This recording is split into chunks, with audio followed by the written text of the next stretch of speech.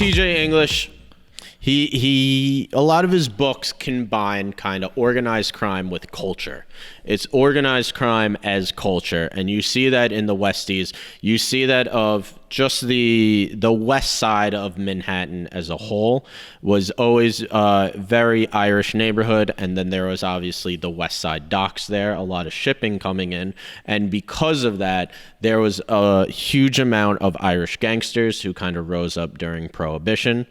And longshoremen the longshoremen, the International Longshoremen Association, for a long time was controlled by the Irish mob, and there is this combination between a culture and kind of a criminal element that's present in T.J. English writes about it a lot in his most recent book, The Corporation. He kind of makes these same themes, but he talks about the Cuban mafia that kind of came into this country in the 60s, trying to get away from Fidel Castro.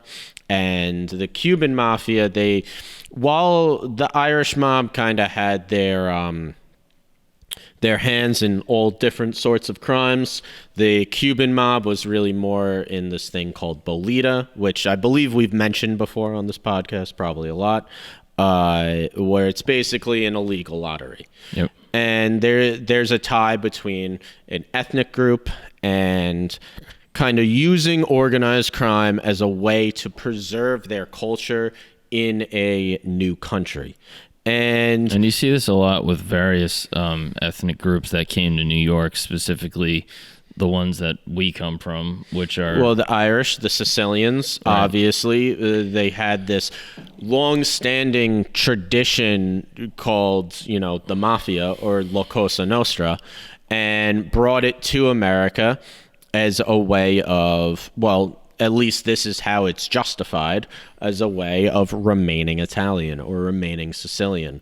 And it's interesting where you look at the difference between the Italian mafia and your normal organized crime gang. Because while, you look at criminals in general, it's a very, most of them never work with each other and they're just off committing crimes. And then you have gangs, which is more organized. And then above gangs, you really have the Italian mafia, which is more organized than almost any gang in history.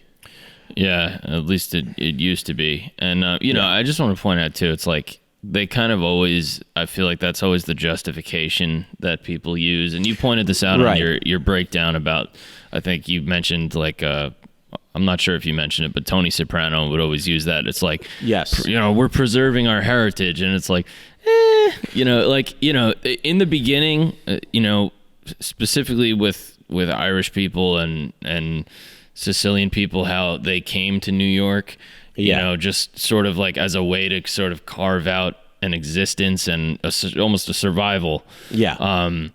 Particularly with our family on the Irish side, how they were bootleggers. Yeah. Before we opened up, and got into the bar business. Before we started doing it legally. Yes. Right, correct. Which is what that's what our family's line of work was. But before it was legal, they were doing it illegally.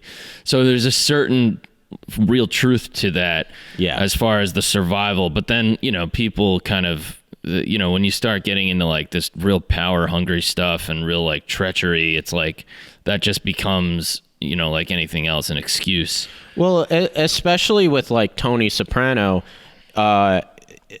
it's clearly just a justification for him, because he's not a poor Irish immigrant. He's not a poor Italian immigrant. He's he's multiple generations removed. And kind of the point of this book is Jimmy Coonan, the leader of the Westies, kind of wanted the Irish mob to be structured more like the Italians. And the reason the Italians were able to create that structure is because they did it in a time when they were very poor, when there was very few opportunities for Italians, when there were only certain neighborhoods they were really even allowed to live in, and if they had done this if he had tried to organize like the Italians back in like the 1910s or the 1920s, when Irish very much were being discriminated against, maybe it would have worked. But he did it in the late 70s and the 80s when... It was, far too late at that point. They were just brutal thugs. And they were brutal thugs, but this idea of we're sticking together because we're Irish and we want to rise up the social ladder, it's like...